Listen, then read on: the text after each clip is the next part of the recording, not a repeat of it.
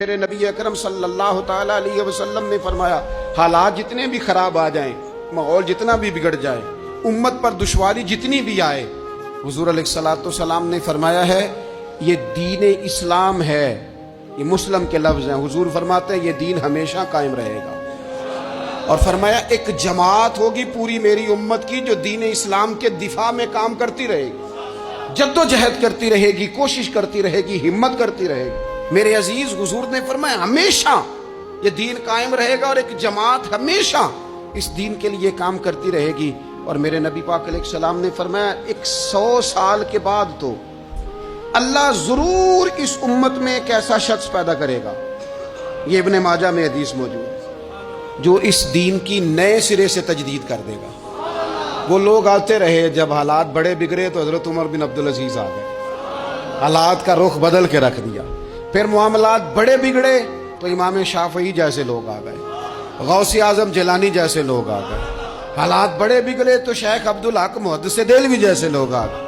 ہندوستان میں جب ماحول بڑا کٹھن ہوا تو اعلیٰ حضرت فاضل بریلوی جیسے لوگ آ گئے۔ ہر صدی کے سرے پر اللہ تعالیٰ ایک مجدد بھیجے گا، حضور کا وہ غلام دین کو نئے سرے سے تازہ کرے۔ دین کے چمن میں ہمیشہ بہار رہے گی، ہمیشہ نورانیت رہے گی، ہمیشہ نور اعلیٰ نور رہے گا۔ یہ کام صرف کرنے کا کام کیا ہے؟ یہ دین تو پھلے گا، پھولے گا۔ جو آگے بڑھ کے خدمت میں حصہ ڈال لے گا نا، وہ اپنا نفع کرے گا۔ یہ قرآن پاک ہے، یا ایھا الذین آمنوا ان تنصروا اللہ ینصرکم ویثبت اقدامکم۔ اللہ فرماتے ہیں اے لوگو، اگر تم اللہ کے دین کی مدد کرو گے نا تو اللہ تمہاری مدد کرے گا، وَيُثَبِّتْ أَقْدَامَكُمْ، اور تمہارے قدم جما دے گا، تمہیں استقامت دے۔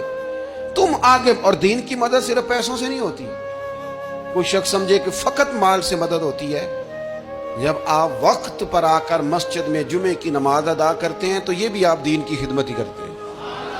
جب آپ دینی اجتماعات کی رونق بڑھاتے ہیں تو یہ بھی آپ دین کی خدمت ہی کرتے ہیں۔ جب آپ کسی دین کے طالب علم کا حوصلہ بڑھا دیتے ہیں نا، بیٹے بڑی بات ہے قرآن پڑھتے رہنا، یہ بھی آپ خدمت ہی کرتے ہیں۔ جب آپ دین کے بارے میں کسی جگہ بیٹھ کے اچھی بات کر دیتے ہیں، یار اللہ کا فضل ہے ہمارے دین میں یہ خیر اللہ نے رکھی، یہ بھی آپ دین کی مدد ہی کرتے ہیں۔ آپ کسی بھی جگہ کسی بھی حوالے سے دین کے لیے کوئی بھی پیغام دیتے ہیں، کوئی بھی بات کرتے ہیں، تو آپ دین کی یہ ساری خدمات دینیاں ہیں، یہ سارا درد ہے، یہ سارا ذوق ہے۔ ہم اپنا اپنا حصہ جس طرح بھی ملا سکے دین کی حمایت میں، دین کی مدد میں۔ جہاں کوئی ایسی بات ہو رہی ہو وہاں ہم دفاع کے لیے کھڑے ہو جائیں۔ ہر شخص اپنے اپنے مقام پر دینی ابلاغ میں، دین کی تبلیغ میں اپنا کردار ادا کرے۔ ایک جملہ کوئی بول دینا رسول پاک کے دین کی مدد میں، ایک جملہ، یعنی کسی کو صرف اتنا کہہ دینا کہ یار تو اپنے بیٹے کو، تیرے 5 بیٹے ہیں، ایک کو قرآن مجید کا عالم ہی بنا دے۔ تو کہہ کے چلا گیا، اور تو تیری وجہ تجھے خبر بھی نہیں کہ شاید اس نے تیری وجہ سے اسے داخل کرایا ہے، لیکن وہ اگر آ گیا، پڑھ گیا، تو دیکھ تجھے اجر اللہ کتنا عطا فرمایا۔ آدھا جملہ بول کے دین کے معاملے میں معاون بنے، کوئی خیر کا لفظ بول کے معاون بنے۔